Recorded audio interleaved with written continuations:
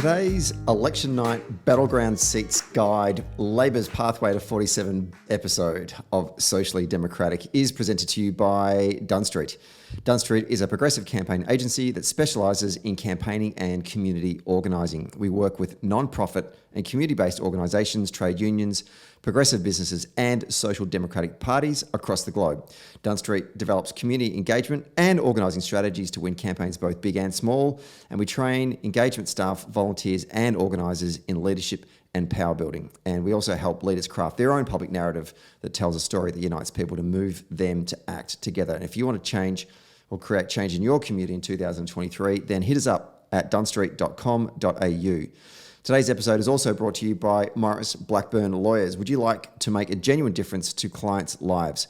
Maurice Blackburn is looking for a lawyer from graduate to 3-year post-admission experience to join their nationally recognised class actions team in Sydney, New South Wales.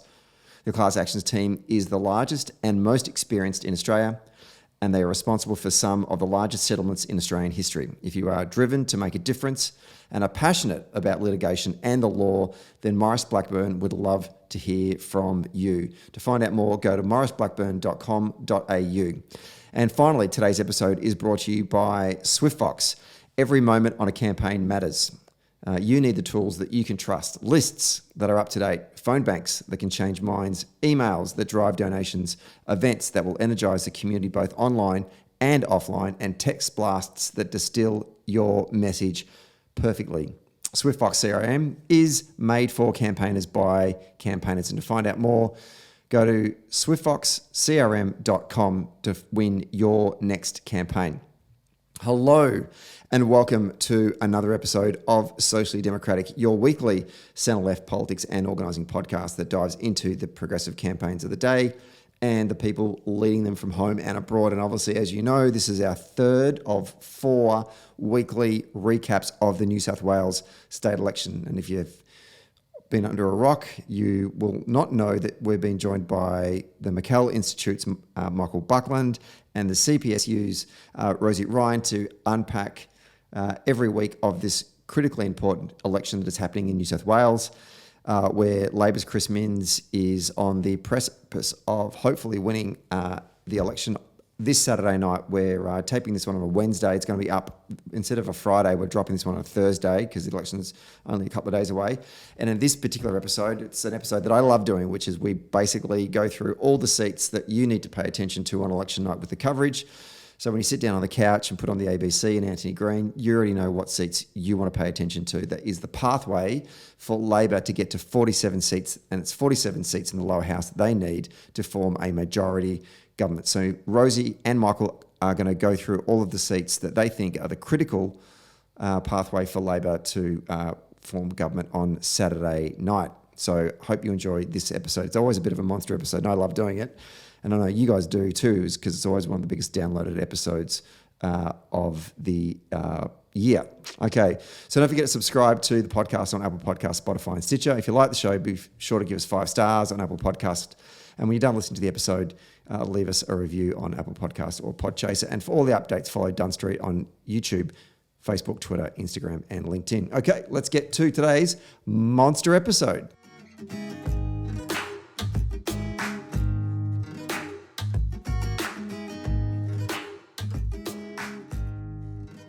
We are taping this one on a Wednesday afternoon on the lands of the Wurundjeri people, a glorious day here in Melbourne, and I hope that it's a glorious day up in Sydney because we are days away from the New South Wales state election, and we've come to one of the episodes that we do in our sort of pre-election weekly recap, which is the path to analysis. So we go seat by seat, looking at the seats that Labor needs to, in this case, get back into government.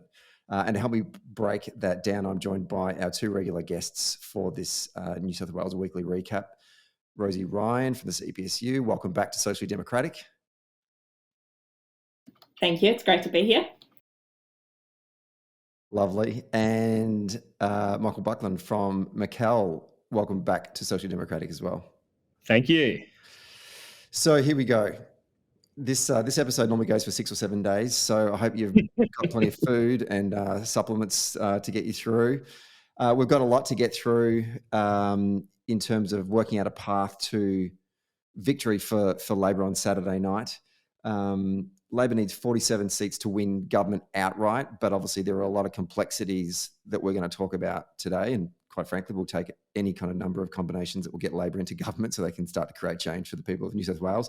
But if to win outright, they need 47 seats. Currently, as it stands, Labor has 36 seats. There are 2 seats that are notional. Michael, you're going to talk about them in a moment. The Libs have 45 seats, 1 seat that is notional. So if you were to stack those 2 up, that puts the coalition on 46 seats, Labor on 38. The Greens are on 3. The Shooters, Fishers, Farmers, Federation, whatever they're called these days, are on 3. There are 3 independents. And so, we could there is, broadly speaking, there's 11 seats that Labor need to win to form outright. But as I said before, there are some complexities to that. What we're going to do today for the folks at home is we're going to go in order of the most marginal seat that Labor needs to pick up, all the way through to some of the taller orders.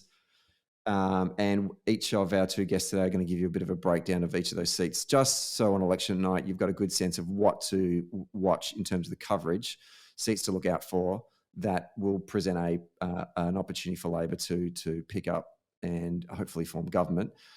But before we begin the climbing this mountain to 47 seats, let's talk about 2 seats that are the notional ones, and just give us some context about what's happening in the background since we all last spoke. Michael, Buckland, to you first. So the seat of Labor has 38 seats when you include the 2 notionals. The first is the seat of Heathcote, which was a coalition seat, has an existing sitting member, but has, because of the redistribution, changed to be a notional Labor seat, I think 1.7% or something like that. It's a bit of a rerun of 2019 with both candidates remaining the same. But I think it's sort of with a little bit of a swing that's generally being felt, it's likely that will I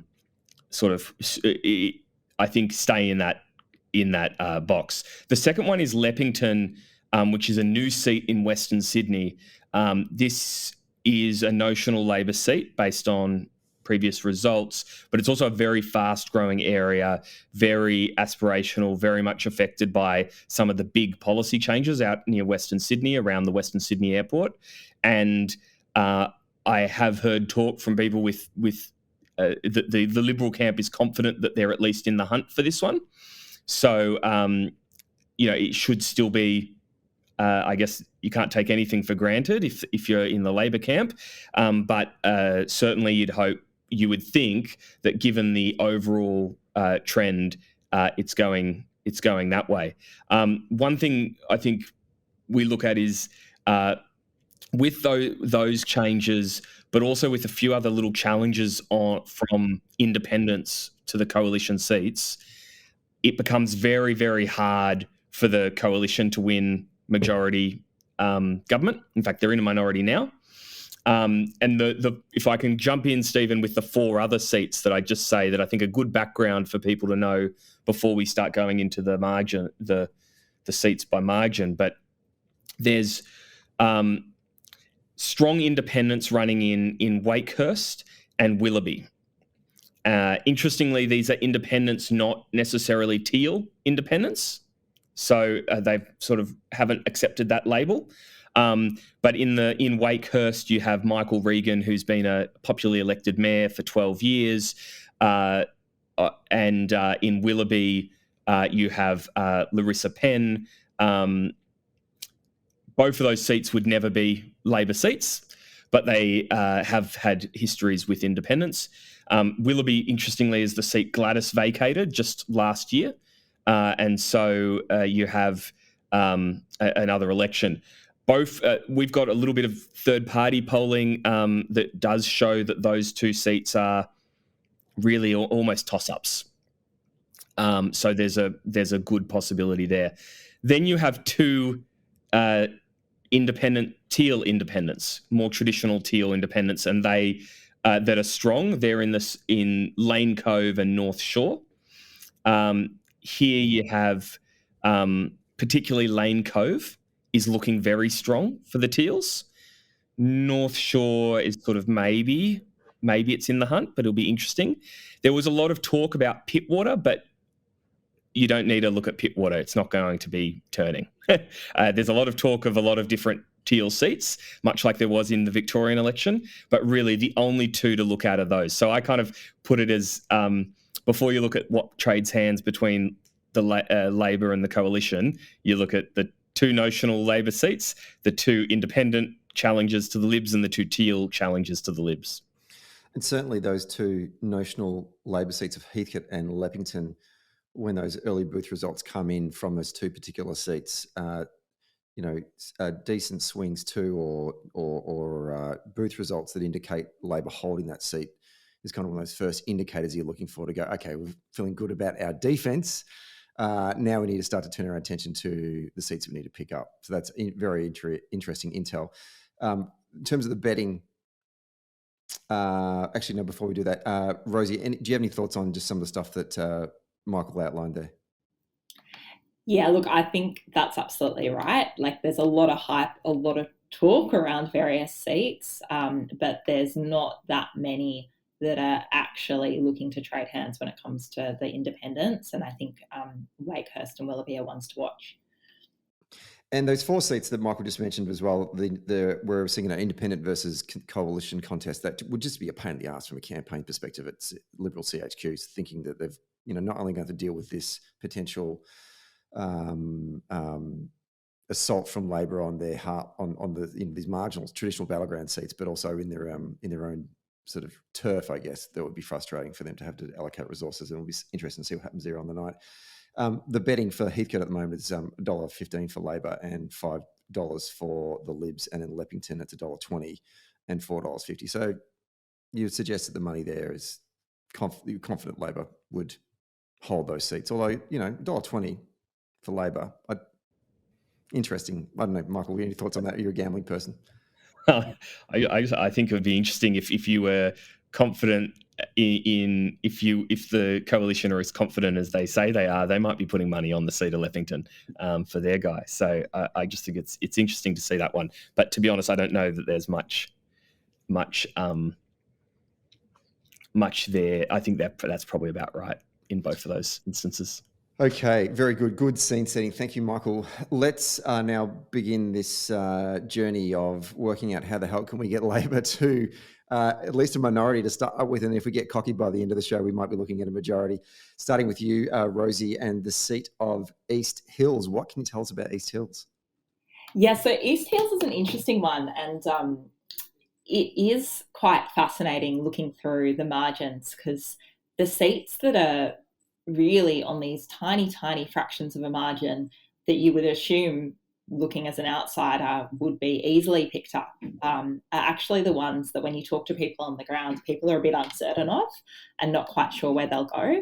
So East Hills is in southwest Sydney. The incumbent Liberal is Wendy Lindsay, and then Labor's candidate is Carly Wilkinson, who has been very involved locally. She's a public servant, active unionist in my union for many years, and also involved in the local women's shelter. She's a great candidate, but it's a hard seat to move, and it has been really marginal in the past and not really shifted much. It really felt, as did the southwest Sydney seats more broadly, felt the impact of COVID lockdowns in a way that the rest of Sydney did not. But I don't get the sense that there's a great deal of hangover from that in terms of how people are voting. But the redistribution has meant that it's shifted from a tiny 0.5% to an even tinier 0.1%. So I would be quite hopeful for that, but again, tricky seat. Anything else to contribute there in terms of East Hills from you, Michael? Only it seems to be the perennial most marginal seat in the state. It's been that way for 3 elections now, but it's never shifted. So I think people from the Labor side are hoping that it just gets caught up in the move. But you can't take that one for granted. People have been burnt on that before. Yeah, it really does feel like a foundation seat for Liberal government over the last decade, and one that they've obviously managed to continue to hold on to. The Sporting Bet has Labor at $1.25 as favourite to pick up the seat, and the Libs at $3.50. So money seems to be being put on Labor to win that. And obviously, if we're going to win government, this one needs to fall on election night. Michael, let's go to the Upper Hunter. What can you tell us about the Upper Hunter? Well, Upper Hunter's an interesting seat because there's been an election just last year, in a by-election, which was hotly contested. It's a national seat, and it's been a national seat for its existence for 100 years or something like that. It's not a huge change, but it is but Labor is in the running for it, but it's one of those seats where there's different dynamics going on outside of Sydney. So you find that local conditions have a far bigger impact on the swing. You can't really rely on general movements and general swings that may be happening across the Sydney region. So I do think that this is one where it falls into the category Rosie kind of mentioned, where you've got a whole lot of these very, very marginal seats that are hard to win. And then later on, you'll find that there's sort of less marginal seats that are probably more likely to win, or more confident that Labor will win them. So this is one where I think if Labor's winning it, it's definitely winning government and well on its way to majority. But it doesn't need to necessarily win it. And it hasn't in the past. I don't think anyone's sort of counting their eggs on that just because it's a small margin. And also remember, oppositions always do better in by-elections, or traditionally do better in by-elections. And so that margin is artificially low because there was a by-election that was well contested by Labor at the time. And so you can't necessarily think that it's going to be there. It's on 0.5%, and it was 5% at the last election. And David Lazel, the incumbent, obviously he was elected at that last by-election, correct? So you'd assume there would be some sort of sophomore swing to him, given it's his second time around, albeit from a by-election. Yeah, that's right. Yep. Rosie, any thoughts on Upper Hunter? Yeah, I think Upper Hunter is one of those ones that most New South Wales Labor people are a bit scarred by because of the by-election. It is a hard seat despite that tiny margin. The betting odds there, the Nats are $1.55, Labor's $2.30. So still, I mean, not great money for the Nats, but enough to suggest that people are a little bit nervous about that if people are putting money on it for Labor. But, if you're a betting person, $2.30, and if there's a big swing to Labor, that's good money. I'd consider doing something on that. Michael, you're ready to jump in on that one? Yeah, I was just going to say it's decent odds on in Upper Hunter, but and I suspect that most people who've been following it closely are just too scared to, because of what happened recently. Yeah. But it'd be one to look into more. Rosie, Penrith. Tell us about Penrith. Yeah, look, another one with a very small margin, so 0.6%, I believe. Stuart Ayres, the incumbent, look, he resigned from cabinet over the John Barilaro trade job saga, but he was later cleared by an external investigation, and he's fairly popular locally. However, he only got in very narrowly last time. Karen McEwen, former mayor, we love a former mayor running, there's a few of those, has pretty big local recognition and is working hard. And again, it's a tough seat. It's tough to get people engaged there, but it is one Why that is that? there are swings. Sorry to cut you off there, Rosie. Why do you think it is tough to get folks engaged out in Penrith? Tell us a bit about that. I think it's another one similar to some of these seats we've been talking about, where that we don't see a great deal of movement, and I don't have a good read of what the issues are shifting people, or that there's a big kind of sense of change. Michael, you might have more of a read. Well, Penrith is in the federal seat of Lindsay, and even a decade ago, you wouldn't think Labor could ever win federal government without winning the seat of Lindsay. But that has been the case now. It's sort of solidified in that, I hate these sort of very, very cliche terms, but that kind of outer Western Sydney aspirational. There's, Stuart Ayres is popular because he, basically pork barreled them. He gave them a lot of, bought a lot of money for a new stadium for the NRL team out there. He promoted himself a lot. He was high profile. So I think that sort of is again, falls into that category of hard. I think that's actually more of a toss-up than those odds suggest of $1.30 Labor and $3.25 Lib. On election night, Rosie, how are you feeling about Penrith? Oh, look, I think that if there's a swing on state ride, we should get there. It just feels like these are the kind of seats that we really need to be jagging. I mean, 0.6%, not a big margin. If we're not picking up Penrith, then the night's going to be pretty short, really, right? Well, I think you are. Look, there is a way for Labor to win without some of these seats, but I think that these four, you're looking pretty confident for a majority, as I think you'll see later on when we go through some of the other seats that are looking stronger. Well, Michael, sticking with you, the seat of Goulburn, tell us a bit about that. Oh, look, Goulburn, people are going to learn very quickly. I think I mentioned it the other day, but someone said to me that everyone who's been following New South Wales Labor politics is allergic to optimism. So I think this is hopefully the last one on this list. You'll just get Goulburn's a regional seat. There's Freshwater published polling a couple of weeks ago that found really it was you had people who were not really happy with either major party, which means that you can have votes kind of going anywhere with third parties and maybe not flowing through necessarily. The margins at 3.1%. Wendy Tuckerman is one of the kind of only 6 Liberal female ministers, and she's been there for a little while. Labor had a good campaign last time, and there was polling showing that Labor could possibly win that seat, but they didn't. They didn't quite get over the line at the last minute.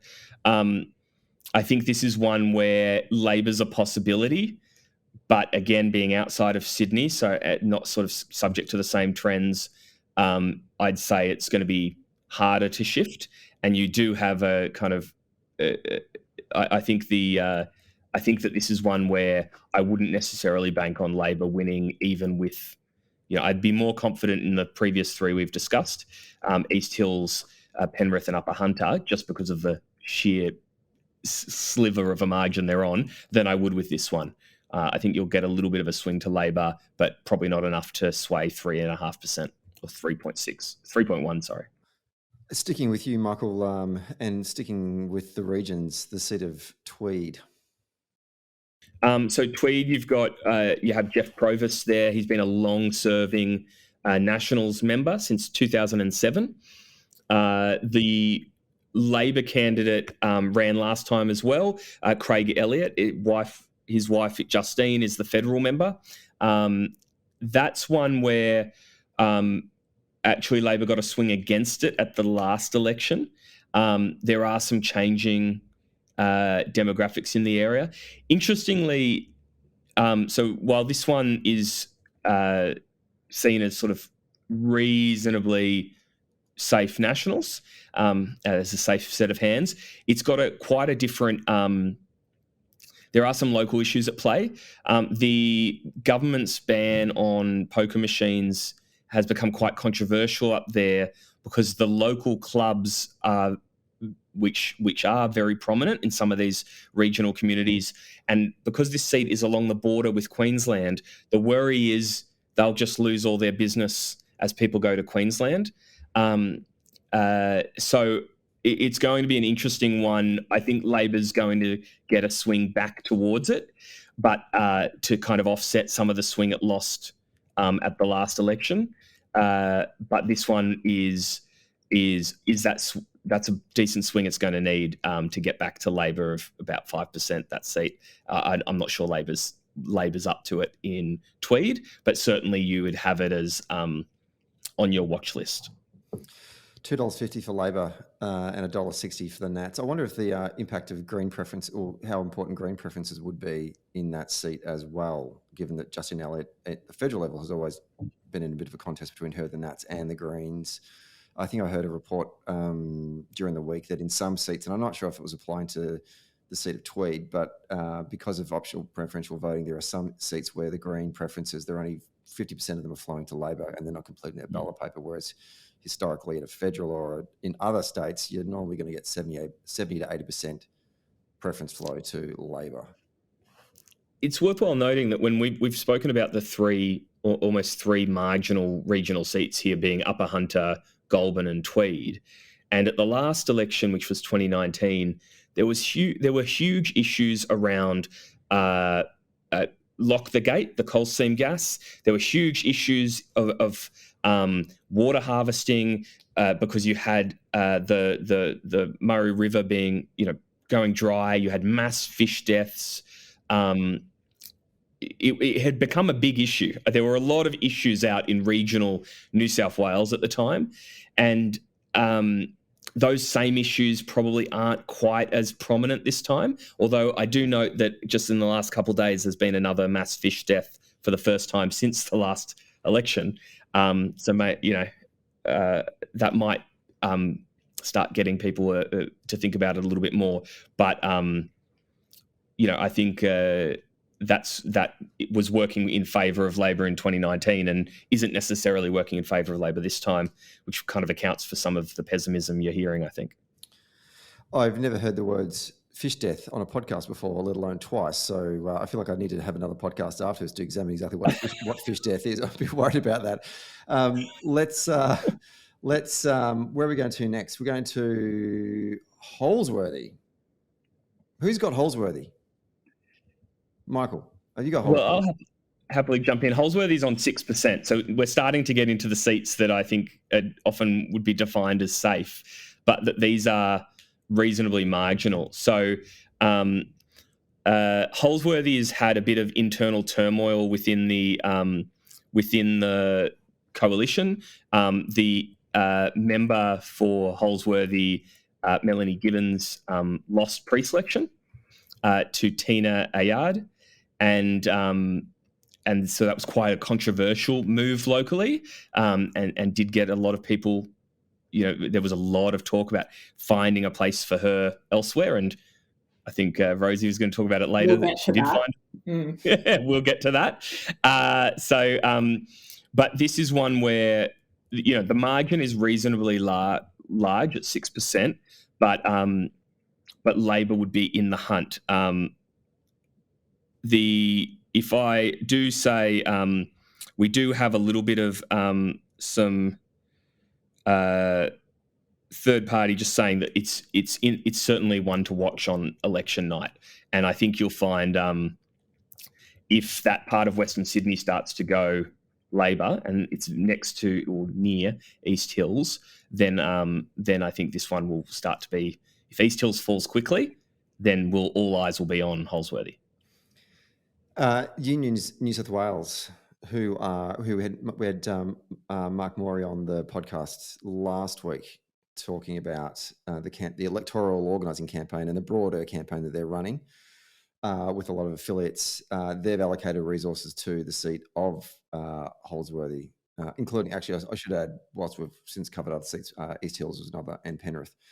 And it'd be interesting just to see, given the fact that there are outside of the major political parties, there are resources being allocated into these types of seats, what impact that is going to have on deterring folks from voting for the Conservatives and hopefully helping the Labor Party. There's before I go to the odds, Rosie, any other thoughts you wanted just to jump in on the seat of Holsworthy out in the western suburbs? No, just like I think we're in with a good shot there.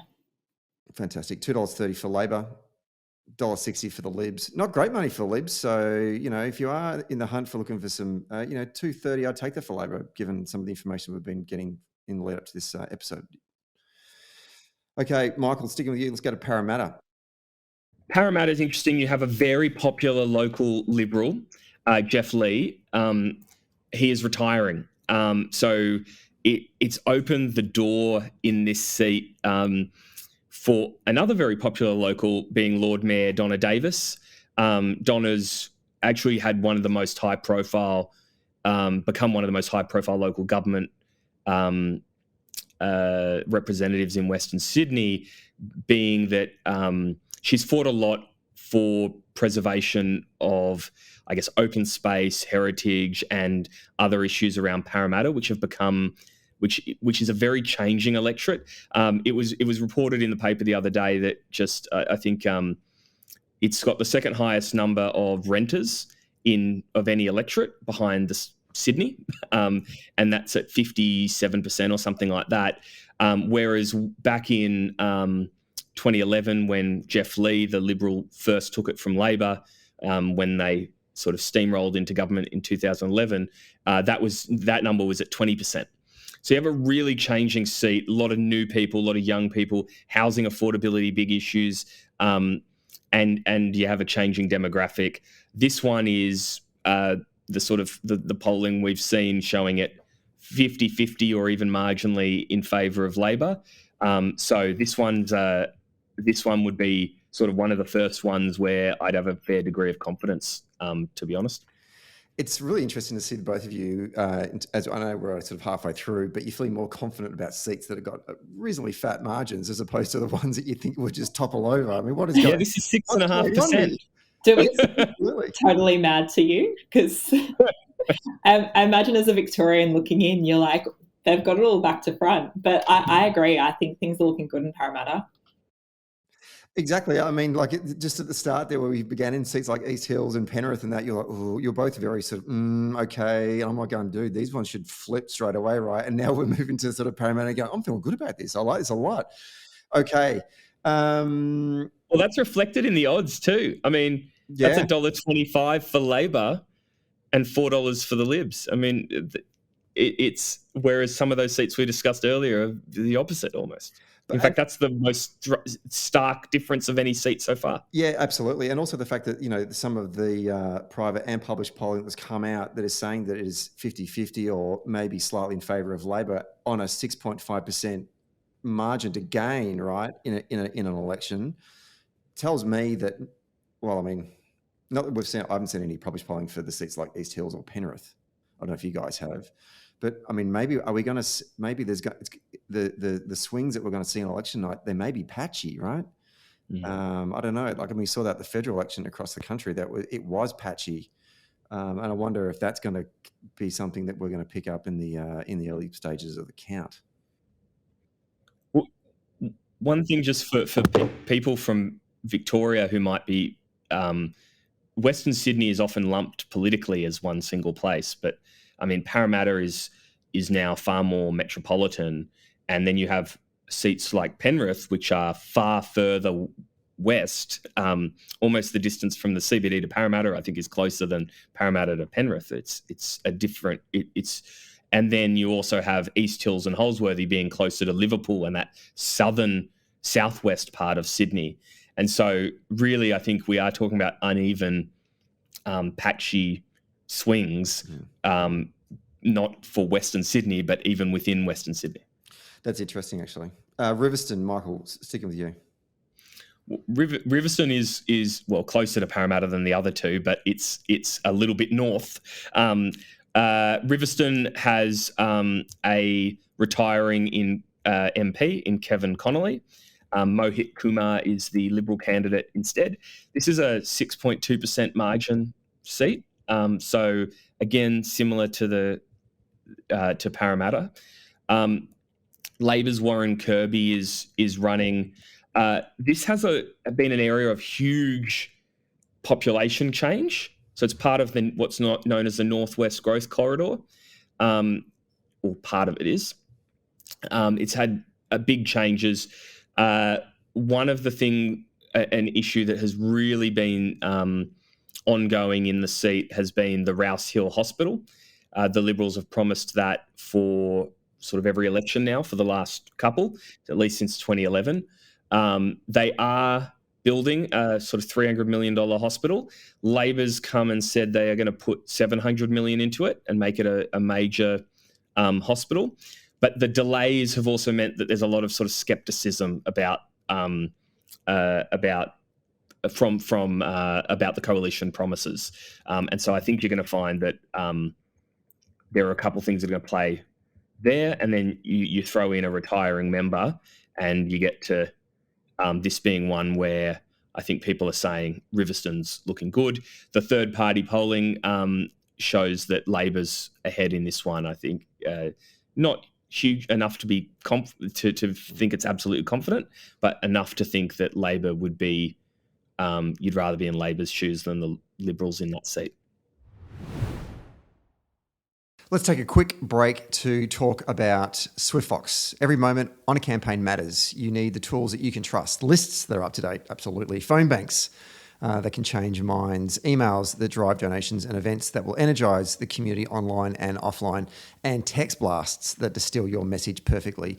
SwiftFox CRM is made for campaigners by campaigners. And to find out more, go to swiftfoxcrm.com to win your next campaign. Okay, let's get back to the show.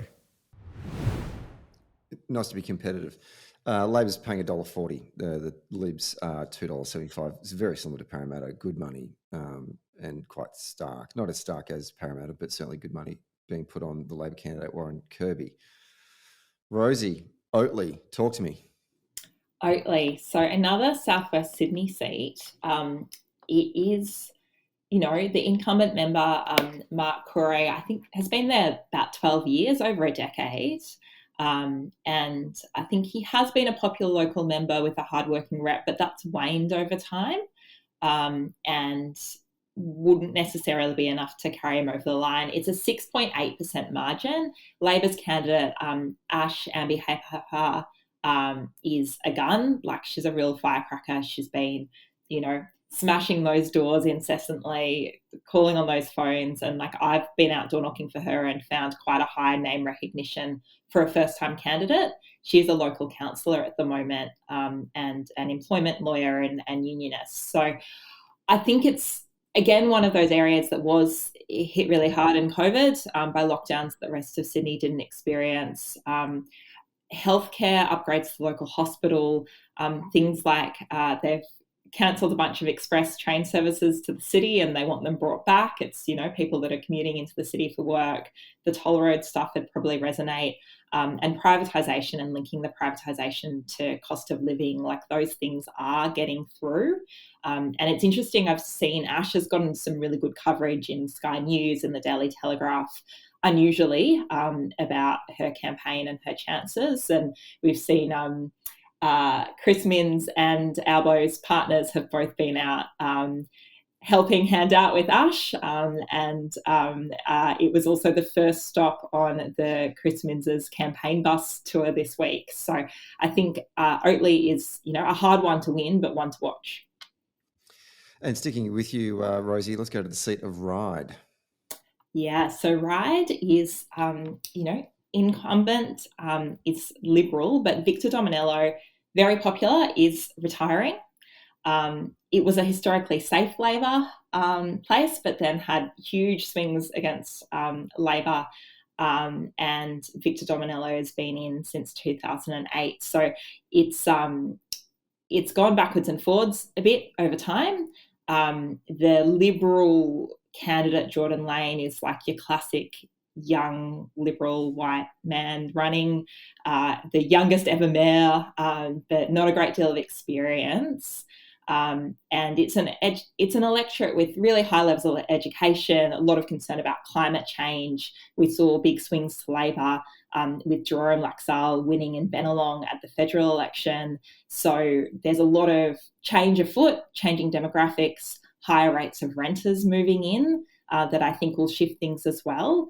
And Labor's Lyndall Howison, primary school teacher, has been a candidate before, has pretty good name recognition, and is in it to win it, I reckon. So Ryde's a really interesting one to watch that I think people are pouring everything they've got into winning. You talked about sort of the demographics of the electorate, percentage of the voting population there of Chinese Australian background. Just the experience here in Victoria, in the eastern suburbs of Melbourne, that historically had voted for the Conservatives prior to 2018 and the sort of the very first Dan slide, had a Chinese population, but had normally turned out for the Libs. Since then, well, over sort of, I guess, I've got family that live out in that part of the city. The Chinese population has grown dramatically and sprawled across a number of seats. A lot of those seats now are Labor seats and have been retained in the most recent election, and also voted for Labor candidates at the federal election. I'm really interested to get a sense of, and obviously, the Chinese Australian community are not a homogenous community. They don't just all of a sudden vote Liberal overnight or just vote Labor overnight. But how are we feeling about Labor's engagement with that particular demographic? Because it is, certainly when you do go to travel to Sydney, they feel like a very strong, proud community. And I'm just wanting to get a sense of how they're connecting with Labor in leading to this election campaign. I mean, my sense would be in Ryde particularly, and again, not homogenous, but, a lot of people in the Chinese community who were supporting Liberal shifted to Labor with the federal election, and particularly the federal former coalition government's behaviour and language around China, I think has a lasting impact, and Labor's approach federally to those relations has had a real impression as well. So I think Labor will continue to benefit from that shift in Ryde. If the Sydney Morning Herald was a candidate, they definitely wouldn't get elected in Ryde. I think that's my gut feeling. Let's go to South Coast and stick it with you, Rosie. I haven't done the odds for those two other seats. Ryde, the Libs are $1.40 and Labor's $2.75. So the money's on the Tories at the moment, and Oatley, the seat we covered before, the Libs are $1.25, Labor's $4. So those two seats there, money doesn't look great for Labor, but if we are feeling good about these two seats, that's great money for Labor to take, and that's probably where I'd start putting my money. I don't know what you think about that there, Rosie. I would say out of the two of them, Ryde has the better shot, but Oatley's in with a chance. Love it. South Coast, Rosie, talk to us about South Coast. So South Coast, look, we've seen, and maybe this is just being overly optimistic because there's been kind of a good run on the South Coast for Labor between Eden Monero, Gilmore federally, the Bega by-election.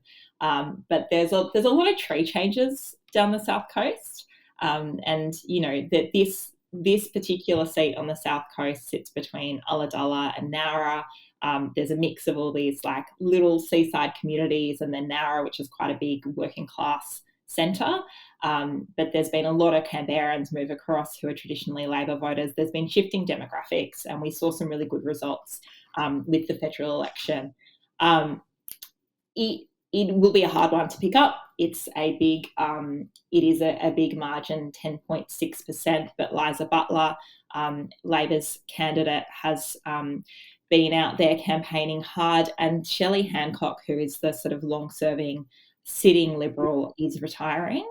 I think the South Coast is one of those classic examples of where the Liberals could have put in a woman, but a really bloody local pre-selection battle where some young Liberal male staffer, or not young Liberal anymore, but young male staffer kind of took the seat and left people locally pretty pissed off. So I think we've seen some internal Liberal Party division that maybe will carry over an impact on their volunteering capacity.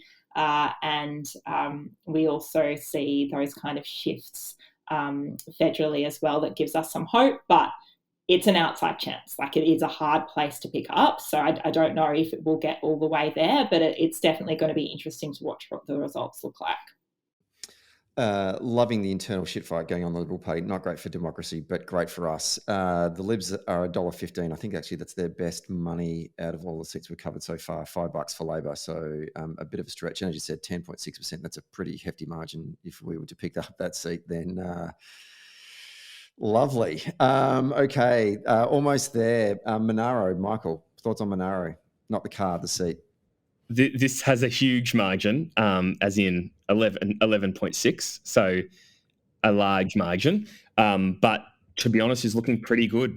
It's certainly in contest. It's certainly in the kind of 50-50 range. So this would be a seat that, I'd tip for Labor, despite everything. So there's a little bit of background here for the candidates. It being it's sort of a seat that's a regional seat. It's away from the Sydney Centre, but it's also it incorporates Queanbeyan being part of sort of very close to the Canberra metropolis, and so often their politics is influenced by that. The Nicole overall has taken over. It was John Barilaro's old seat. John Barilaro was very, very popular in 2019 and had a swing towards him, but really I think became a little bit of almost a Barnaby Joyce type figure over time, like a bit of a kind of embarrassment to lots of people. He'd made some really big promises and just kind of hadn't necessarily delivered. Interestingly, overall is a well-known name in the area, with Nicole's husband being on council for a long time. But that's actually, according to local sources, it actually a bit of a negative, because there's some sort of disagreement with some of the things he did, some of the more controversial things, and so it's not necessarily working. Labor hasn't been without its own difficulty in this seat, because they've had Terry Campese was the candidate, star sort of former NRL player, had actually quite a sort of knockabout bloke, but unfortunately that turned into actually a little bit of a scandal.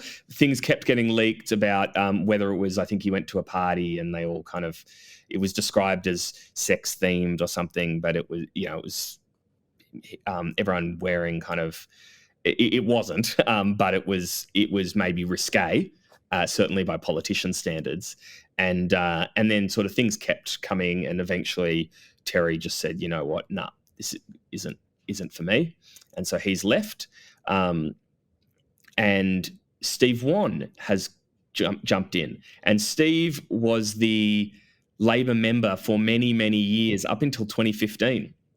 So he is really well known.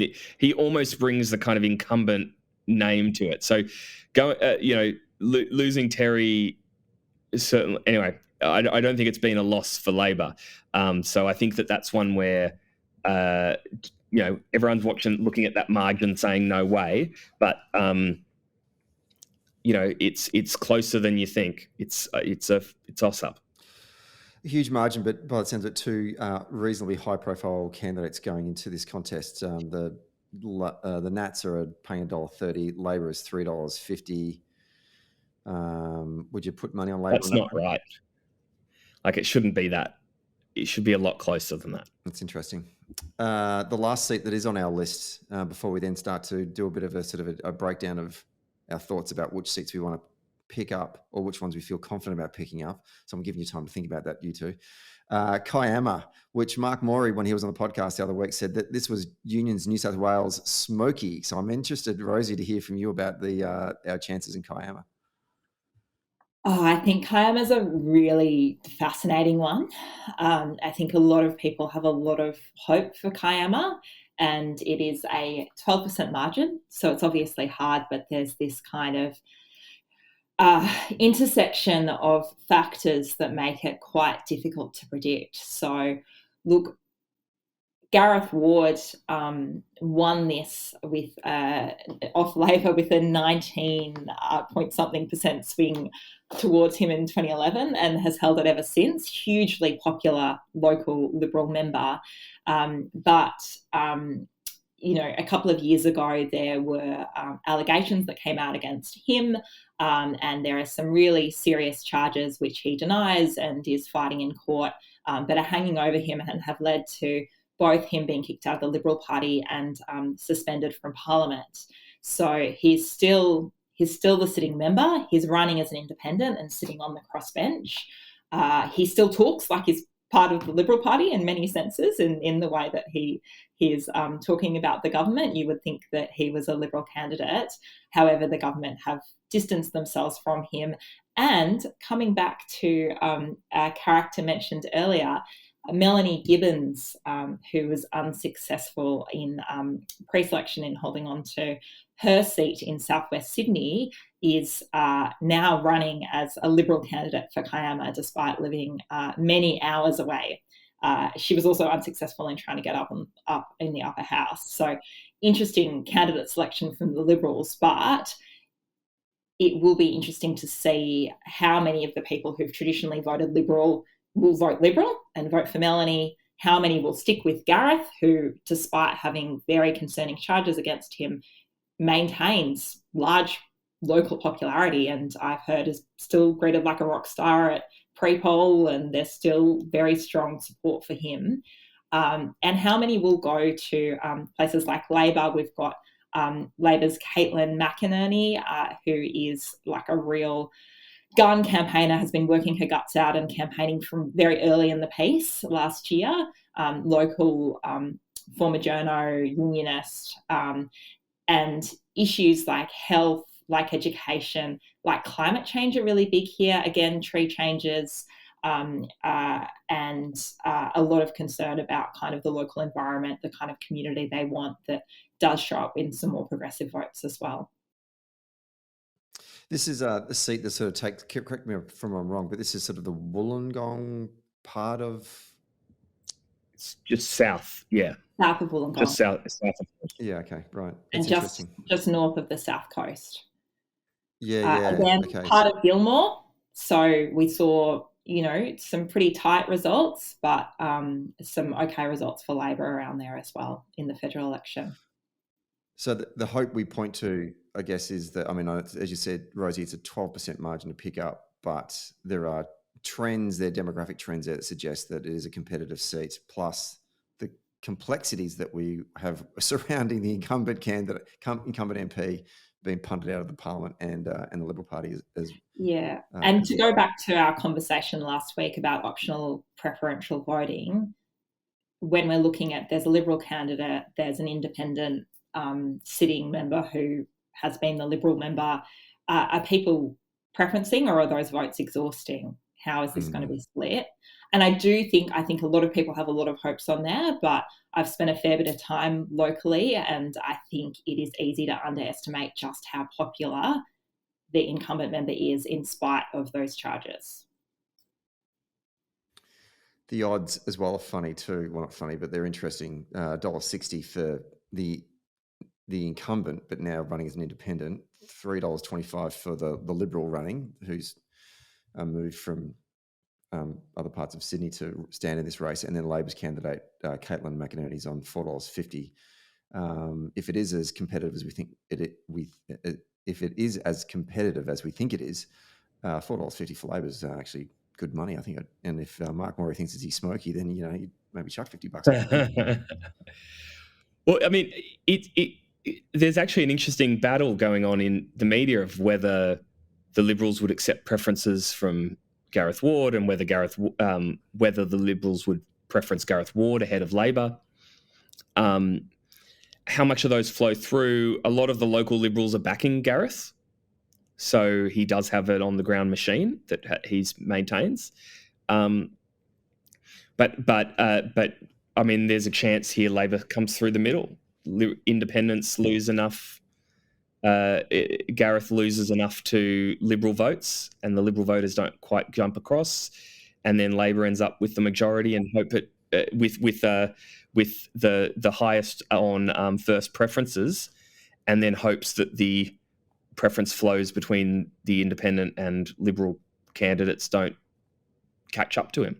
And they to just, us. yeah, exactly. And they just sit on the table and get exhausted. That would be a dream scenario for us in Kiama. Shout out to the New South Wales organiser down there, Chrissy. He's done a great job, local teacher, and just checked out for the campaign to get involved in this, which has been fantastic. Really proud of what she's achieved over the last 6 months. Okay, so we've done a bit of an analysis of all of these seats. Now what I want you to think about is what are the ones that you would actually allocate to Labor if, you know, sort of that gun to your head scenario, just to see how close we can get to this magical number of what do we want? We want 47 to form government, but at least I think maybe, Michael, you said in our very first episode, you're thinking 42, 43 for minority government for Labor would be a number we'd work towards. So I'm interested to get a sense from both of you whether we can get ourselves to 42, and if so, how close can we get ourselves to 47 based on the seats that we've looked at? Who wants to go first? Who wants to be a brave soul to start to consider this? I might just mention that the reason why I said that 42 is just if looking at, even we mentioned at the beginning that you have 4 sort of Teals, 2 Teals, 2 independents, possibly taking a couple seats off the coalition. They're already in minority. If they lose some seats from their sort of base, and Labor picks up gets to 42 from them, then I think it becomes very hard. Labor's going to be well ahead of the Liberals on seats, and it'll be very hard, I think. So that's the first test, is I guess what I say, rather than it being a prediction or anything. But I'd say, can I throw out the first 4 to get us to 42? Please do. I'm writing these down. I'm okay to go for it. Go for it. Look, I think you get East Hills just because of the margin being so low. I know no one wants to say it because they've been stung for every election the last couple, but I think East Hills just falls. I think it goes. And there's enough pressures in Western Sydney. The Libs also, we didn't mention it earlier, but the Libs put a toll on a road that runs into the area that was previously free. That does, and that has become an issue at this election. So I think you get East Hills, and then I think you have Parramatta, Riverstone, and Ryde. So Parramatta being that one with Lord Mayor Donna Davis. I think Labor will win that, and then I think you've got Riverstone with the retiring member. So does Parramatta have a retiring member, and so does Ryde have a retiring member. I think Ryde's the hardest one out of those 4 to get, but I actually think I'm pretty confident, and I also think in Ryde, Labor's vote might have been hit. The margin from the last election might be artificially high, partly because there was a little scandal around comments about Asians that had come out, from the Labor leader at the time, and it became a bit of a scandal, and I think so that. Whereas I think a lot of work's been done to sort of repair that relationship, and certainly not make it clear that that's sort of not what the party thinks. So I think they're my first 4, I say.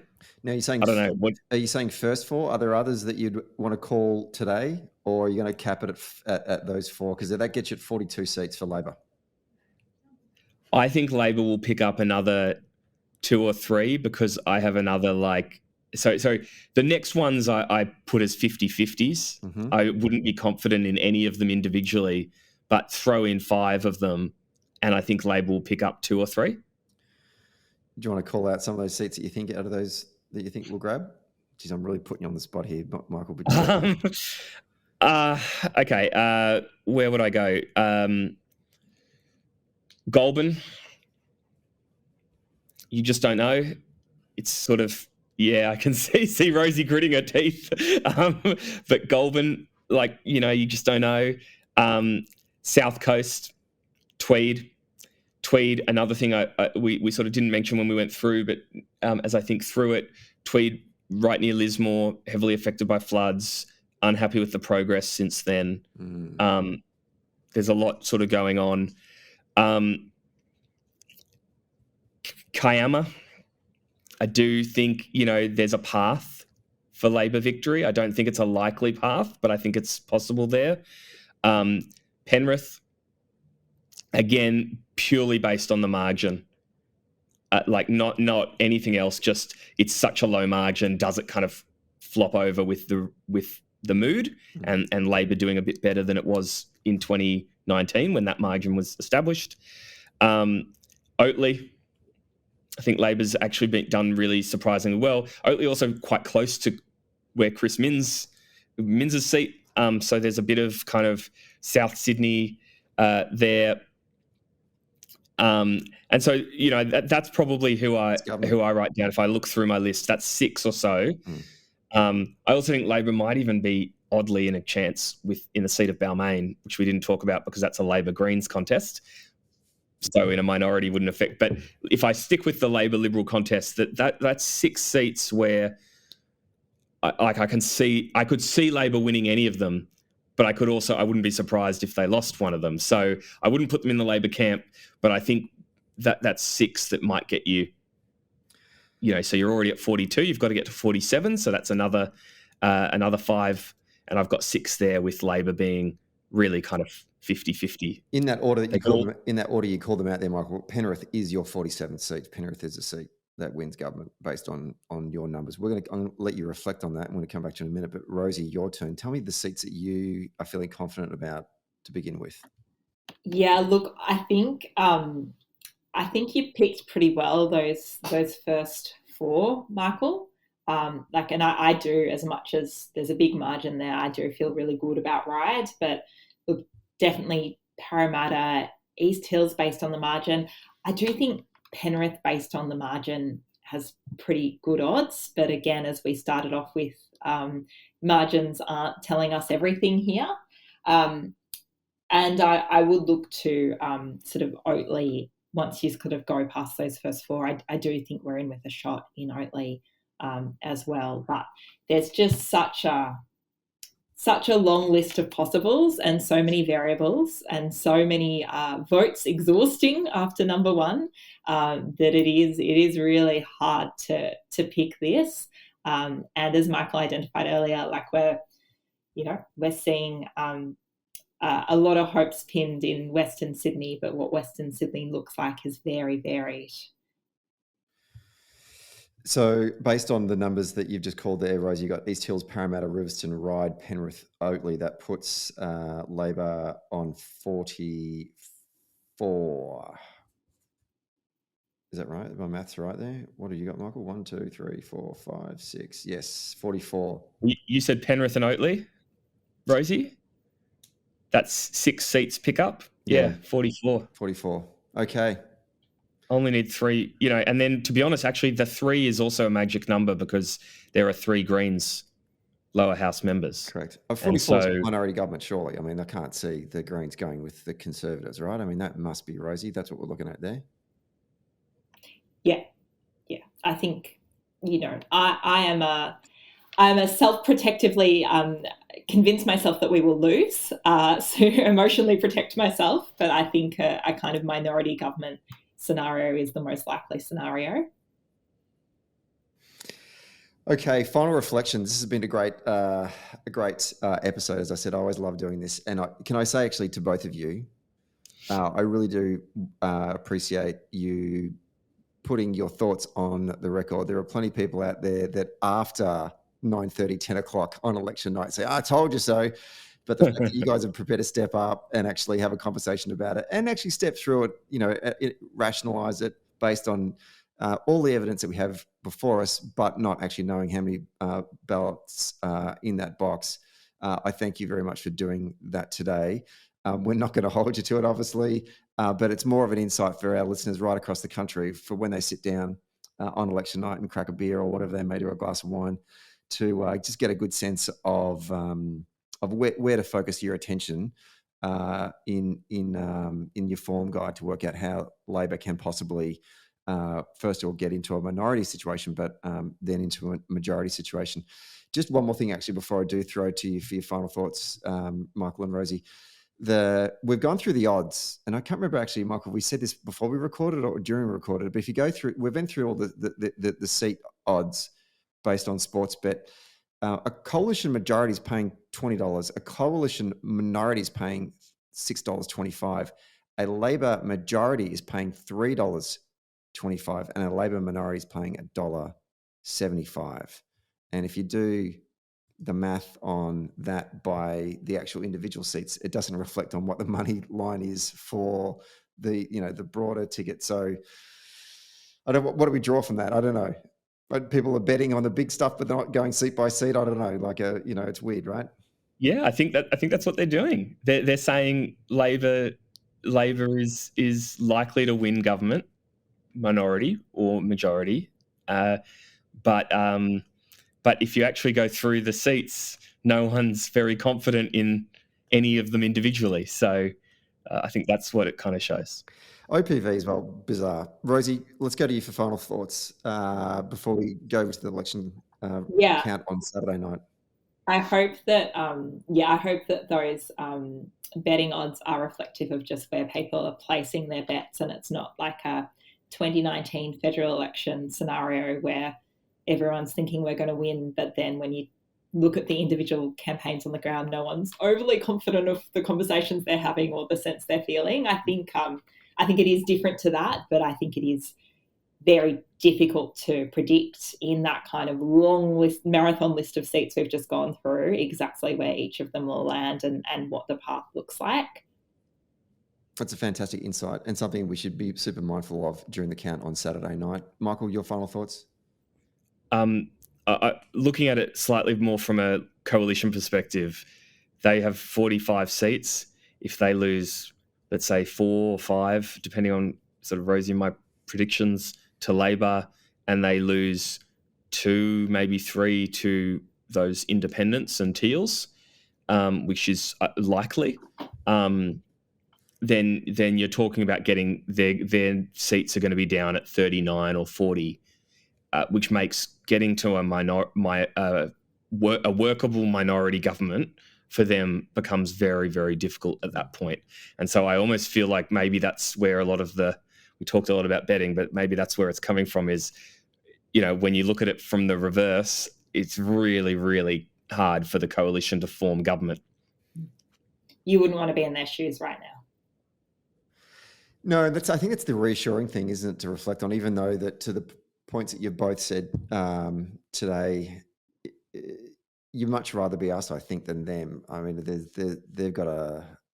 there's complexities to what they're trying to do to hold on to government, and it makes it quite difficult. So what it will do is be a fascinating count on Saturday night. But before we wrap up, to those of you out there listening who live in New South Wales, there are still things that you can do. Let's not just sit here and talk about who's going to win. Let's get involved and actually try and get them over the line. So if you want to volunteer your time, go to newsouthwaleslabor.org. There's plenty of ways in which you can still sign up. I know we're recording this on a Wednesday. We're actually dropping this one earlier. We're going to drop it on Thursday morning this week as opposed to a Friday. So if you're listening to this, there's still time to go and make some calls, knock on some doors, and obviously on election day itself, hand out all of these. We need to staff all of these booths right across the state of New South Wales. Just contact New South Wales Labor and they'll allocate you somewhere to go and hand out. If you're outside of the state, there's still time to donate money. Once again, go to newsouthwaleslabor.org to donate whatever you've got to hand over to the campaign. Can I also wish all the folk at Sussex Street for New South Wales Labor the best of luck on election night. It's not easy. I've been there before. It's not easy being a party official. But as Daniel Andrews always says, if you're chased after every vote, then that's all you can do. And the rest is left up to the good people of New South Wales, and also to Chris and the team in Macquarie Street, and to Mark Moore and the guys at Unions New South Wales as well. Have done a bang up job on their campaign over the course of the last 6 months. And to our 2 special guests, I know we're coming back next week to do our post-election analysis. Hopefully it'll be a good one. But to you, Rosie, and to you, Michael, thank you very much for your insights on today's podcast and whatever you guys are doing. Where are you? Rosie, where are you going to be election night? What's your plans for election night? I am going to be handing out in Ryde on election day, and then I think a bit of their party and then a bit of the kind of Chris Minns Central Party is the most likely course of the evening. Fantastic. How about you, and Michael, yourself? I'll be splitting my time between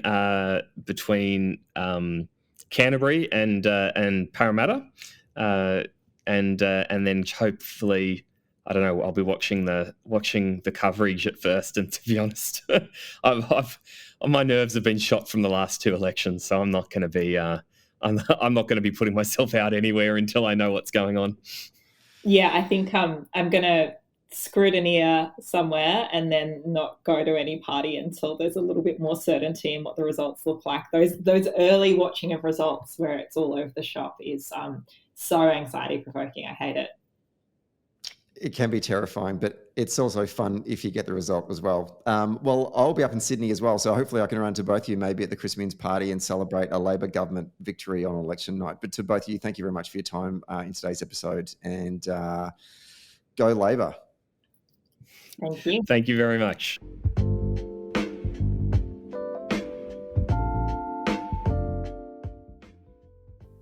Hey there. Thanks for listening to Socially Democratic. Did you like the podcast? Hit the follow or subscribe button and be sure to leave a review on Apple Podcasts or Podchaser. And to get all the latest updates on Socially Democratic, follow Dunn Street on Facebook, Instagram, Twitter, and LinkedIn. And we'll see you next Friday. Socially Democratic was brought to you by Maurice Blackburn Lawyers. Maurice Blackburn Lawyers have spent more than a century paving the hard path to justice for everyday Australians. They've helped over 500,000 Australians turn their situation around, and they know how the system works. Their experience and skills means you'll get the best results possible. Find out more on their website, mauriceblackburn.com.au. Maurice Blackburn, experience you can count on. Socially Democratic was brought to you by SwiftFox. Every moment on a campaign matters. You need the tools that you can trust, lists that are up to date, phone banks that can change minds, emails that drive donations, events that will energise the community online and offline, and text blasts that distill your message perfectly. SwiftFox CRM is made for campaigners by campaigners. To find out more, go to swiftfoxcrm.com to win your next campaign.